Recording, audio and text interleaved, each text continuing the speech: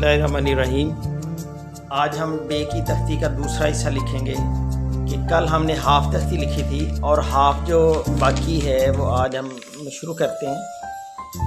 तो आइए स्टार्ट करते हैं। सबसे पहले हम देखेंगे बे और फे को अगर लिखा जाए तो कैसे लिखा जाएगा। कलम को आपने यहाँ पे रखना है जी, ठीक है जी। छोटा सा अलग बनाएंगे तकरीबन 1.5 कद का। उसके बाद यहाँ से हम फे बना देंगे। फ़े के लिए वही तरीका, लेकिन ये फ़े की खासियत ये है कि फ़े शुरू के अलावा जहाँ पे भी आएगा इसका मुंह अंदर से ऊपर रखना है। उसके बाद यहाँ पे अपने बे बनानी है। ये बे और फ़े बन गया।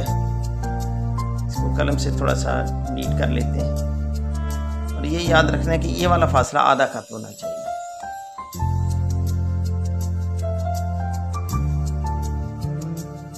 उसके बाद बे और काफ है। बे काफ के लिए यही है कि आपने अलिफ आपने बनाना है 1.5 कद का। और उसके बाद यहाँ पे हम काफ बनाएंगे, लेकिन काफ ये होता है कि शुरू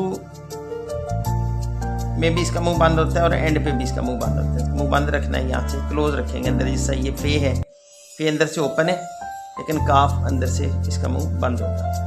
और पौना कद ऊपर से काफ का दायरा शुरू करेंगे। लाइन को टच करते हुए वापस आना है और इसका ये दायरा जो है 3.25 का होना चाहिए। ये वाला दायरा अगर चेक करें 1 2 3, 3 से थोड़ा ज़्यादा होगा, 3 सही 1/4। तो उसके बाद नुक्ते 2 जब लगाएंगे ऐसे। उसके बाद नेक्स्ट इसमें लफ्ज़ आता है बे और काफ। बे और काफ में जो आपने याद रखना है कि बे के साथ काफ के साथ जब भी जोड़ आएगा जोड़ नीचे होना चाहिए। मतलब बे अब आप पहले लाइन के ऊपर से शुरू करते थे, अब लाइन से हम नीचे शुरू करेंगे। और अकेली काफ आती है 3 कद की, लेकिन जब इसमें जोड़ आ जाए तो 2 चेंजेस आपने याद रखनी है कि एक तो इसमें बे इसकी बड़ी हो जाएगी, 5 कद की हो जाएगी,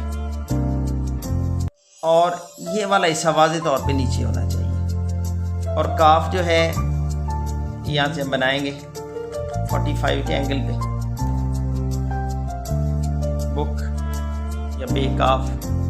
उसके बाद बे लाम देखते हैं। बे लाम के लिए आपने यहाँ से शुरू करना है और ऊपर वाली लाइनों में बेलबा जिस तरह बनाते हैं वो बना लेंगे। उसके बाद यहाँ से हमने नीचे आना है। नीचे आएंगे और नीचे से हमने इसका दायरा शुरू करना है। नीचे से दायरा जब शुरू करेंगे तो ये आपका बे लाम बन जाएगा। उसके बाद बे मीम है। बे मीम के लिए ये मैंने पहले भी आपको बताया कि जिस तरह बे छोटा सा हिस्सा बना सकते हैं इसमें जस्ट। उसके बाद आपने इस साइड पे आना है, इस नुक्ते के यहाँ से गुजरना है और ये यहाँ से सीधा अलिफ होगा 5 का। बे मीम। उसके बाद बे नून को हम देखते हैं जी। बे नून के लिए आपने 1 कद का ये अलग भी तख्ती के अलावा बताया गया था कि बन का इस्तेमाल सबसे ज़्यादा है उर्दू के अंदर इस तलीक में। ये लाइन से पौना कद आपने ऊपर रखना है और यहीं से आप इसका दायरा बना देंगे।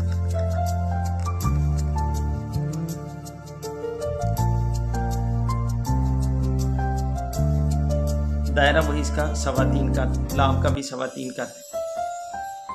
उसके बाद बे वाव और बे हे को देखेंगे।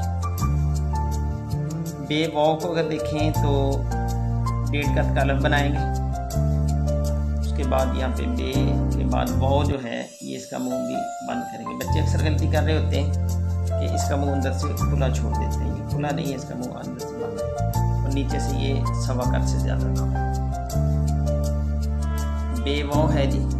उसके बाद बे है बहुत खूबसूरत बनाया जा सकता है। मद आप बना रहे हैं तो मद में ये फ़र्क है, 1 कद आपने इधर से और 1 कद आपने इधर से बनाना है।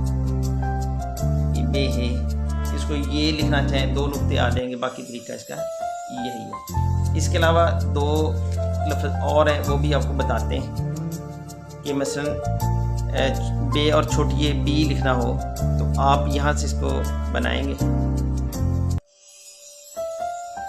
उसके बाद यहीं से हम इसको टर्न करेंगे जी। ये बी हो गया। कलम कोशिश करें दोबारा ना लगाएं, लेकिन ये जो बच्चों को सिखाने के लिए शेप बताई जा रही है तो ये ऐसे बनेगा। उसके बाद बे बड़ी ए अगर देखें, छोटी ए और बड़ी ए में फ़र्क ये है कि बच्चे छोटी ए में भी ये काम कर रहे होते बड़ी ए में, लेकिन ये सिर्फ जब बे बनाएंगे तो ये जोड़ आएगा। इसके अलावा ये जैसे छोटी ए बड़ी ए बनाई थी, ये वाला हिस्सा सेम है।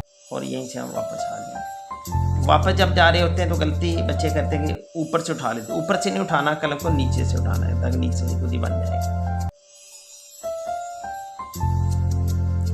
इसके अलावा इसमें एक लफ्ज़ है बे लाम अलिफ ला।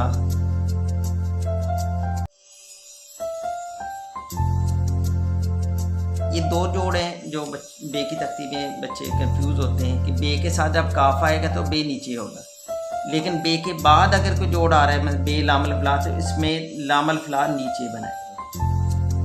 काफ और लाम में ये फ़र्क है कि काफ जब आए काफ ऊपर होता है, लाम अलिफ ला अगर आएगा तो ये नीचे होगा।